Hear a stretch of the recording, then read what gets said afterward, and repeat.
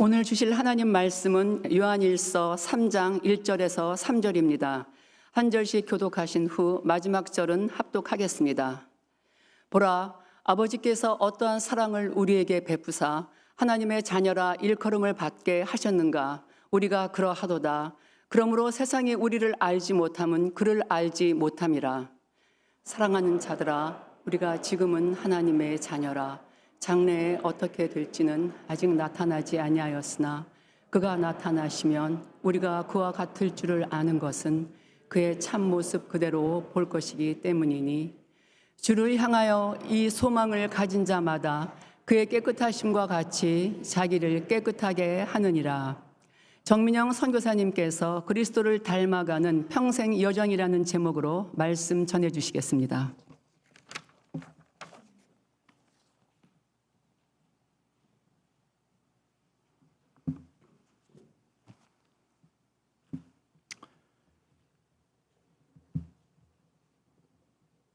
아까 우리가 처음에 함께 부른 찬양이 우리 한웅재 목사의 소원이라는 찬양이죠.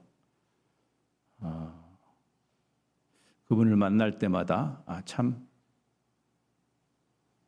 예수님을 닮기를 진심으로 소원하는 사람이다, 그런 생각을 늘 합니다. 종종 만나서 교제를 하는 분인데, 삶의 한 절이라도 그분을 닮고 싶다. 그것은 그분이 노랫말을 멋있게 쓰려고 하는 게 아니고 자기 중심의 소원을 담아냈죠. 그래서 그 찬양의 제목이 소원입니다. 저는 종교인이 되고 싶지 않습니다. 저는 그리스도를 닮는 사람이 되고 싶네요. 우리가 이 세상에 잠시 사는 그 여정은 무엇을 지향하는 여정일까요? 성경은 무엇라고 우리에게 가르치는지, 이 개념을 좀 이해하기 위해서 그리스도와 우리의 불연속성과 연속성, 말이 좀 어렵지만 주님과 우리는 다르죠. 주님은 하나님이시고 창조자시고 우리는 피조물이고, 그건 불연속성입니다. 가족 은유가 성경에 가득한데, 그 가족 은유의 표현은 그래서 독생자시죠. 하나님이 세상을 사랑해서 독생자를 보내셨다 할 때 그 표현은 불연속성을 보여줍니다. 그러나 동시에 하나님은 그리스도와 우리의 연속성에 대해서 풍성하게 가르치죠. 가족 은유로 다시 들어오면 그리스도는 우리 하나님의 맏아들이 되었다.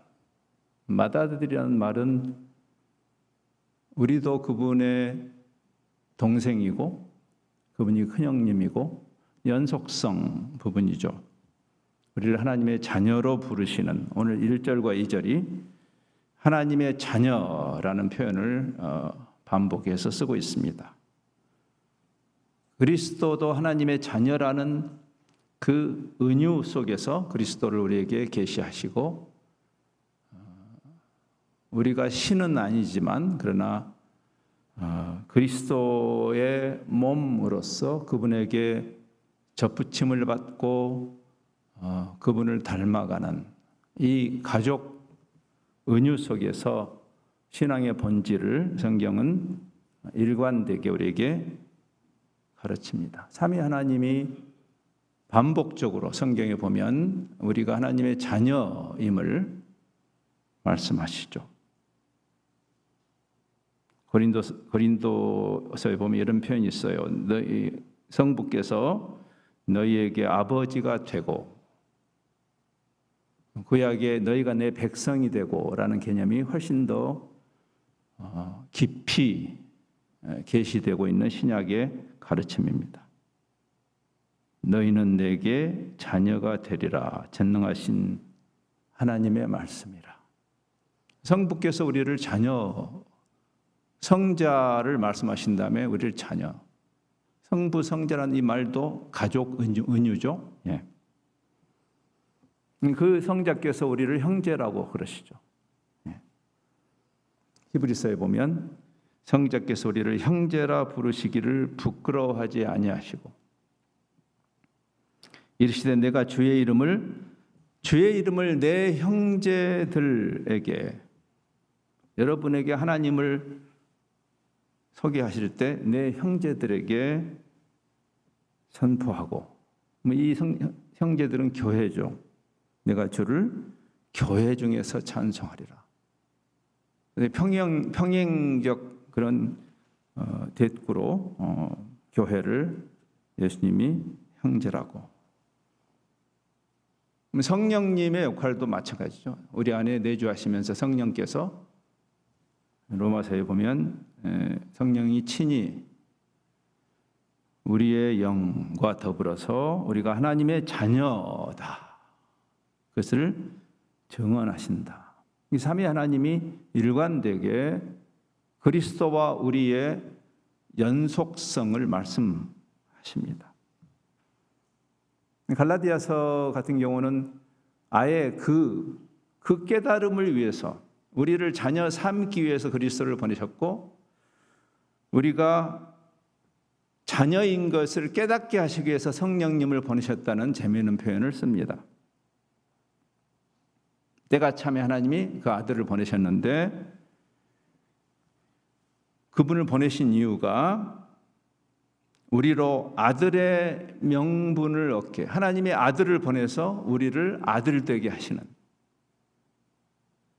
그런 다음에 다시 성령님을 보내셔서 우리 마음에, 우리 안에 내주하시면서 아빠라고 부르게 하신다. 굉장히 놀라운, 우리가 막연하게 종교로 기독교를 이해해서는 안 되는 훨씬 더 관계적인 본질을 보여줍니다. 우리가 종교 활동을 열심히 하면은 비인격적인 신이 만족하는 그런 종교가 아니고, 하나님은 사랑이시고 우리를 가족으로 부르시고 우리하고 사랑의 관계를 맺자고 하시는, 근데 우리는 그걸 자꾸만 종교로 만들죠. 종교적 무거운 의무로 오해하는 것이 그 당시에, 예수님 당시에 바리새인들과 율법사들의 문제였지요.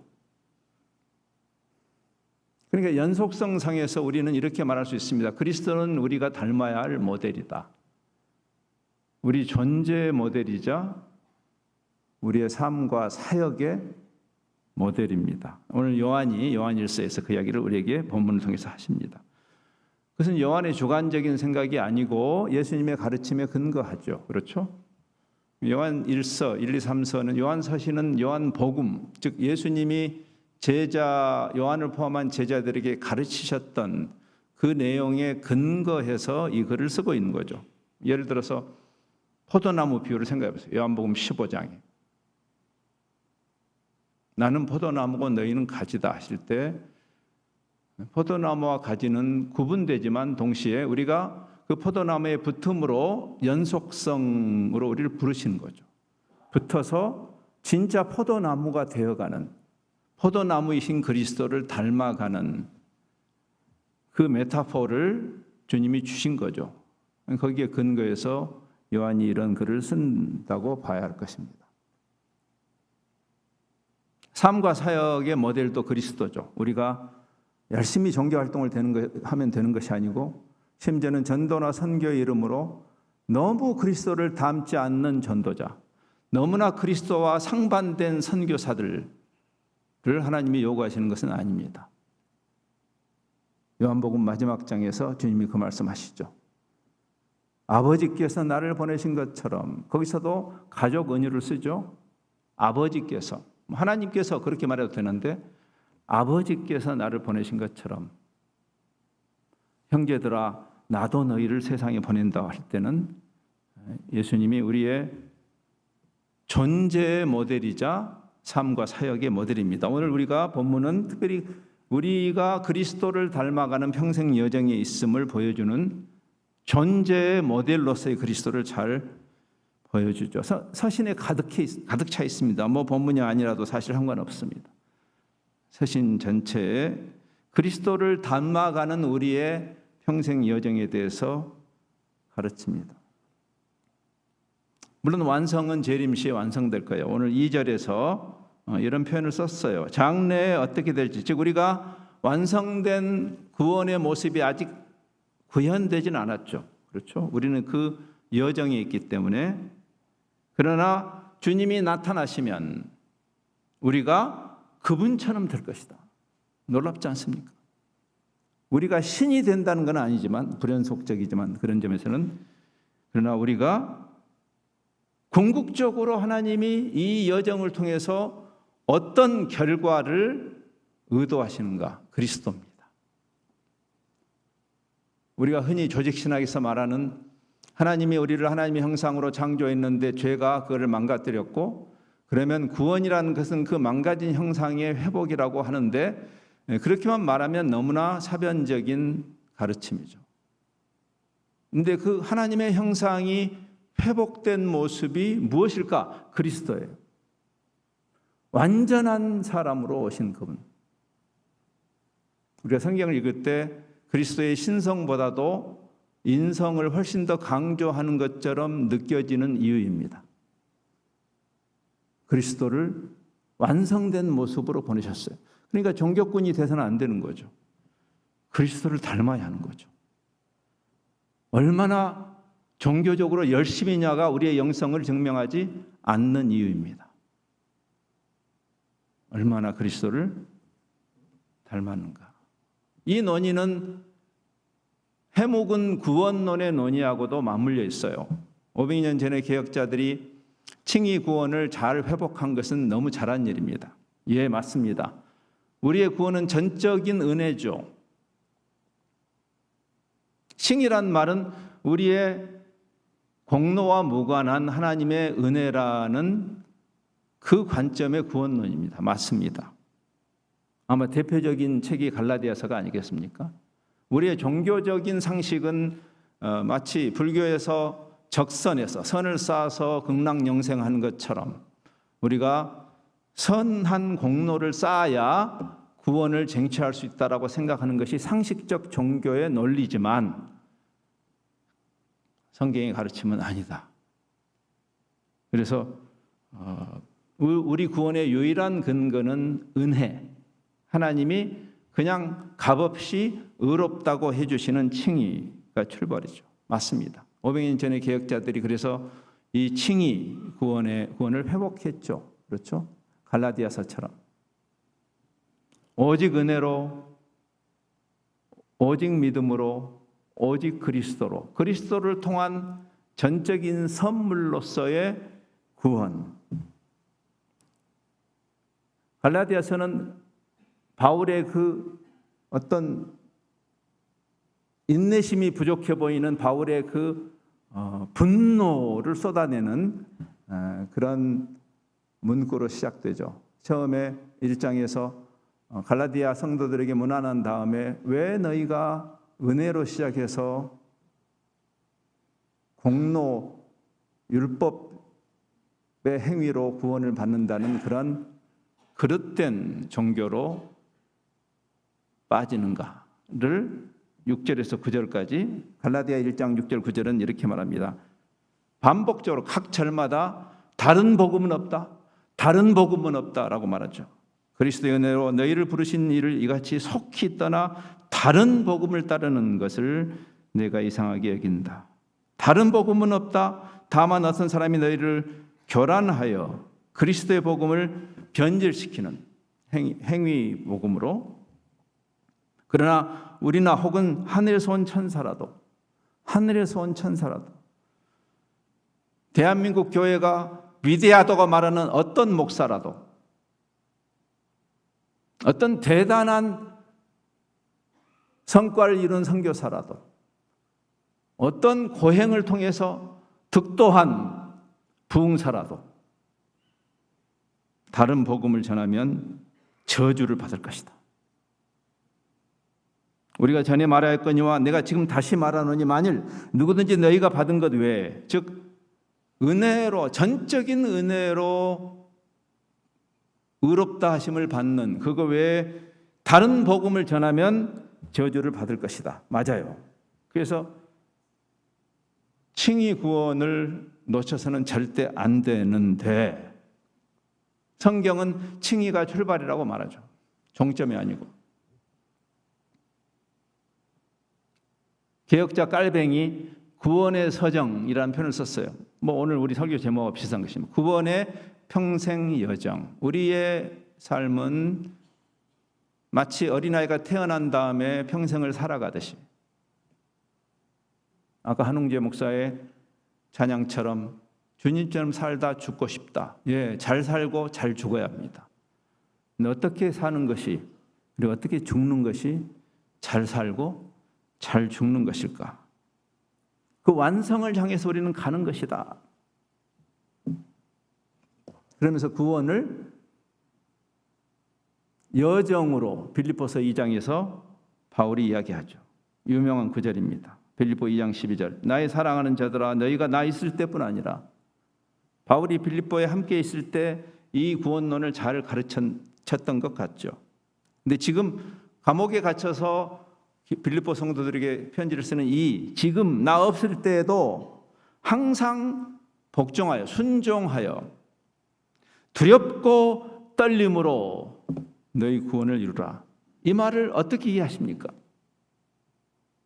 여기 이 순종이라는 개념은 우리가 의롭다함을 받는 조건으로서의 순종이 아니죠. 결과로서의 순종입니다. 이 소망을 가진 자. 하나님 우리를 의롭다고 여겨주셔서 그 영원한 소망을 갖게 된 자, 다움이죠. 다움. 여기 이 소망은 결국 완성을 향한 소망일 터입니다. 그렇죠? 그래서 그 소망을 가진 자, 그리스도를 닮아가는 그 소망을 가진 자는 그분이 깨끗하신 것처럼 단순한 윤리도덕적 덕담이 아니고 주님을 닮아간다는 의미의 성화입니다. 자신을 깨끗하게 하는 것이다. 여기에 두렵고 떨림이 필요하죠.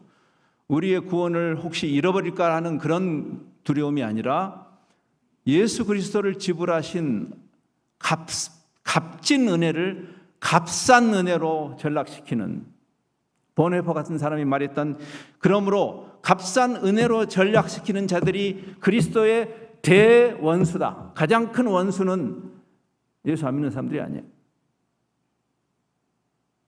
교회 안에 버젓이 들어와서 그리스도의 복음을 다른 복음으로 뒤트는 자들. 그래서 두렵고 떨림이 필요하죠. 어떤 은혜를 우리가 입었는가?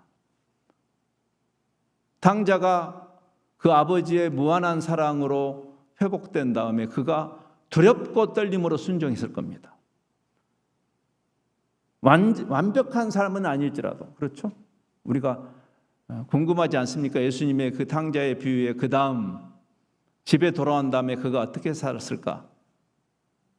완벽하지는 않았을지라도 그 안에 두렵고 떨림이 있었을 겁니다. 아버지가 나를 어떤 은혜로 받아주셨는지를 생각할 때. 순종은 구원의 조건이 아니고 구원의 결과죠. 결국 칭의라는 것은 성화를 겨냥하고 있습니다.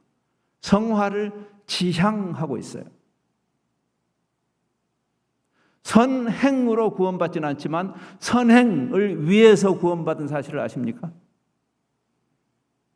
에베소서 2장 8절 9절 우리가 흔히 우리의 그 행한 바 의로운 것이 아니라 은혜로 구원받았다는 말을 할 때 가장 많이 인용되는 것이 에베소서 2장 8절 9절입니다.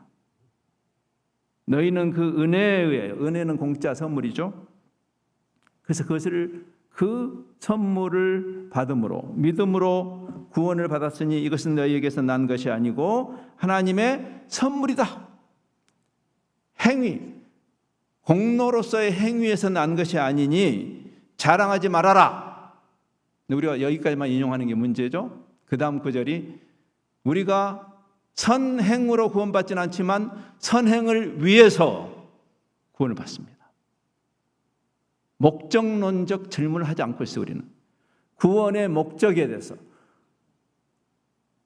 무엇으로부터 구원받았는가는 우리가 많이 이야기하지만 많은 찬양이 거기에 기반하죠. 영원히 죽을 나를 살리셨네. 네, 그것도 중요한 질문이에요. 더 중요한 질문이 있죠. 왜 이런 은혜를 주시는가? 왜 하나님이 왜 그리스도를 지불하고 왜 이런 질문을 하는 게 마땅하지 않습니까? 그 10절이에요. 그 다음 절. 우리는 그의 만드신 바라 그리스도 예수 안에서, 이 조건이 중요하죠. 성화의 방도입니다. 그리스도 예수 안에서 선한 일을 위하여 우리를 구원하신 목적이에요. 지으심을 받은 자니 이 일은 하나님이 전에 예비하사 우리로 그 가운데 행하게 하려 하심이라.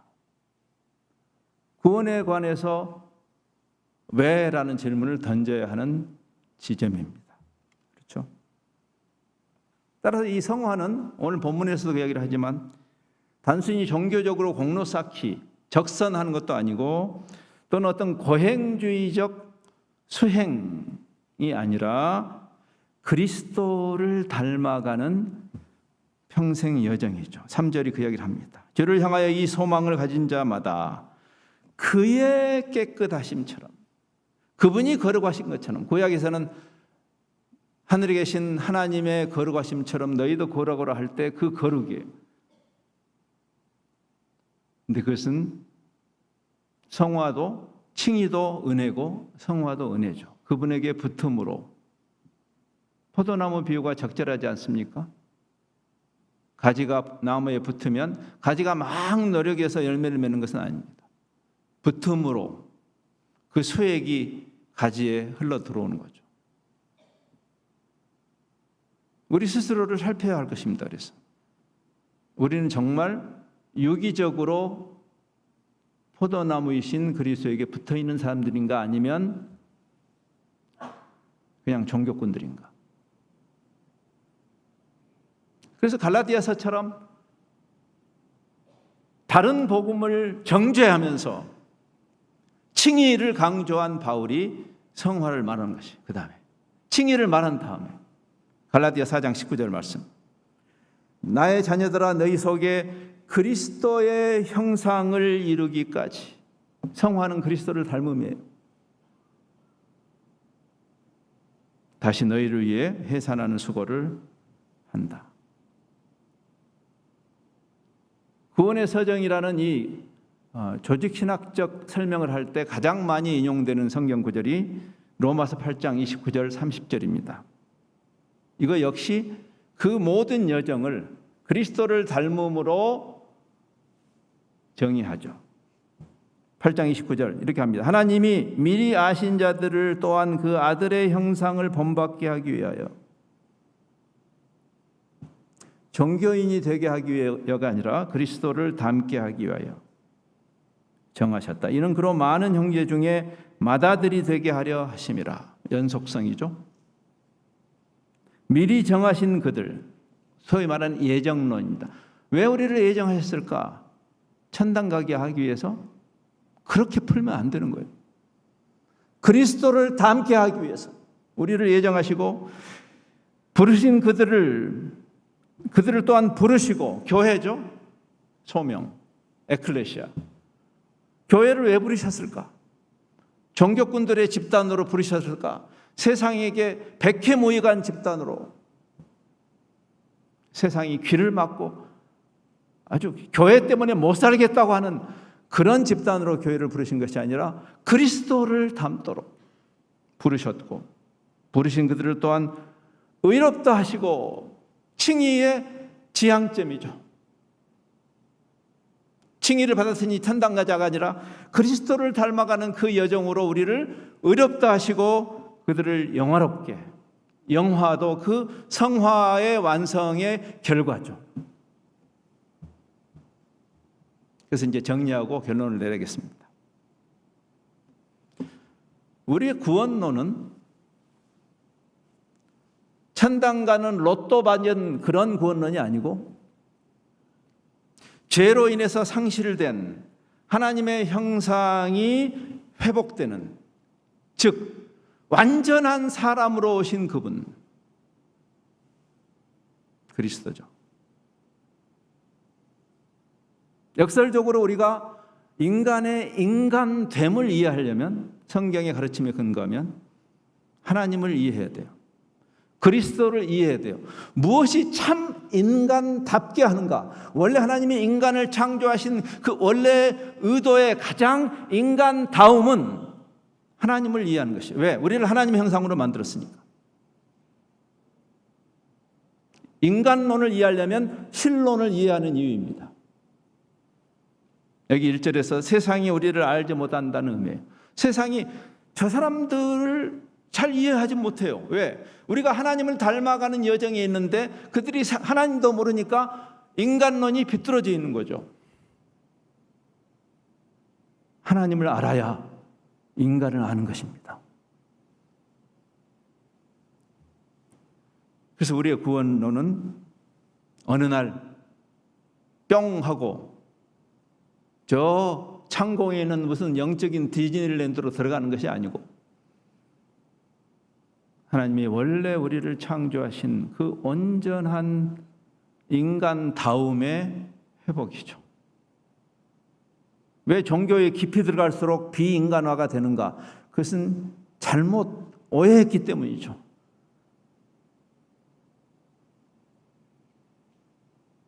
수많은 인용을 할 수 있겠어요. 결론을 향해서. 2000년 역사 속에 수많은 인용, 성경 안에서도 수많은 인용, 그리스도를 닮는 일에 대한. 근데 우리 개신교회가 출발할 때 500년 전에 그 개혁자들에게 믿음의 본질을 깨닫게 해준 선각자 중에 한 사람이 토마스 아켐피스라는 사람이에요. 여러분 잘 아시죠? 그리스도를 본받아. 신앙의 본질은 이것이다.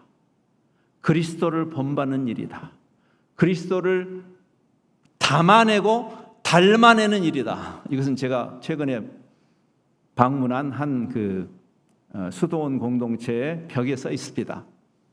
그리스도를 담고 담아내고 그리스도를 닮다. 그리스도를 닮아낸다. 포도나무 비유죠. 그렇죠? 우리의 영성이 검증되는 기준입니다. 세상이 우리를 볼 때 예수님 닮음을 보는 것일까요? 두렵고 떨리는 질문이에요. 그렇죠? 우리 신앙이 그냥 종교적으로 열심히 종교 활동을 하면 되는 거라면 차라리 쉬운 일입니다. 정말 두려운 것은 왜 두렵고 떨려야 하는가? 우리 중에 어느 누구도 아직 그 장성한 분량에 가지 않았으니까. 개인의 여정도 그리스도를 닮아가는 여정이고 더 중요하기는 이 마당 공동체가, 경신 공동체가 이 과정을 통해서 그 결과물이 무엇인가? 우리는 이 8년 가까이 이 여정을 오면서 어떻게 달라지고 있는가? 우리의 모습은 무엇을, 아니 누구를 닮아가고 있는가라는 질문 앞에 서야 하는 거죠. 교회 공동체가 그리스도를 닮아가는 이 말씀을 제가 읽고 마무리하겠습니다. 에베소서 4장, 에베소서는 바울의 교회론이죠. 서신 전체가 교회론인데 4장 11절에 15절을 제가 읽습니다. 이 교회론이 나오죠. 그가 어떤 사람은 사도로, 교회 안에 어떤 사람은 선지자로, 어떤 사람은 복음 전하는 자로, 어떤 사람은 목사와 교사로 삼으셨으니, 제도 교회죠. 이는 성도를 온전하게 한다. 여러분이 온전해지는 상태가 뭘까 한번 생각해 보세요. 그래서 섬김의 일, 온전해진 사람이 예수님이 섬기러 오신 것처럼 섬김의 일을 하게 하며 그리스도의 몸을 세우려 함이라. 우리가 다 하나님의 아들을 믿는 것, 또 그 아들을 아는 일에 하나가 되어 온전한 사람을 이루어 공동체적 온전함이죠. 그리스도의 장성한 분량이 충만한 데까지 이를 것이다.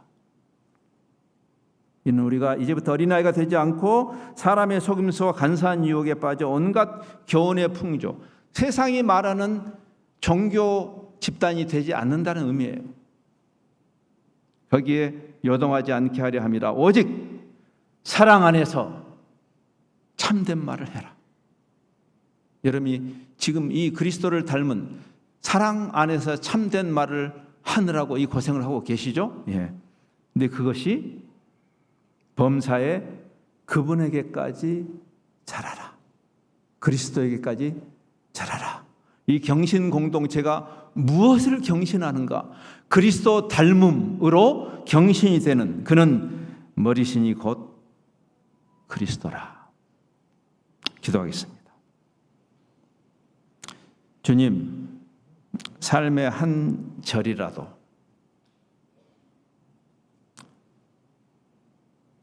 우리 안에 그리스도의 그 형상이 회복되는,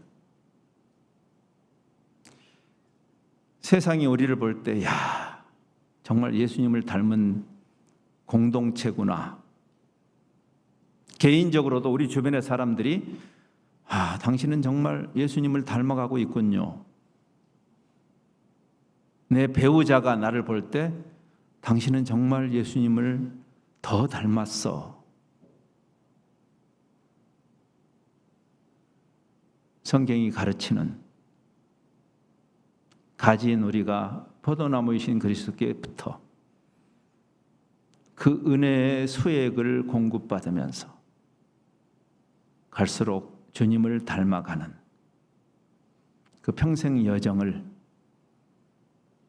잘 걸어가도록 삼위 하나님께서 지키시고 은혜를 베푸시고 우리 안에 내주하시는 성령께서 우리가 하나님의 자녀인 것을 거듭 깨우치시고 예수 그리스도의 그 장성한 분량을 향해서 잘 성화의 여정을 가도록 은혜를 베푸시옵소서.